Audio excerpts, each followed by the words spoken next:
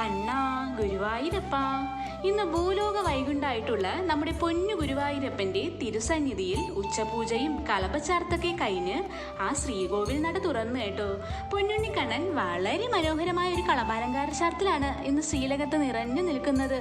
പുഞ്ചിരി തൂക്കിക്കൊണ്ട് കുഞ്ഞു തൃപ്പാദങ്ങൾ രണ്ടും പിണച്ചു വെച്ച് രണ്ട് കൈകൾ കൊണ്ടും പൊന്നോടക്കുഴൽ ചുണ്ടോട് ചേർത്ത് പിടിച്ച് വേണുഗാനം പൊഴിക്കുകയാണ് കണ്ണൻ. ആ പൊന്നോടക്കുഴലിലൂടെ രാഗസുധാരസം നിറഞ്ഞൊഴുകാണ് കേട്ടോ.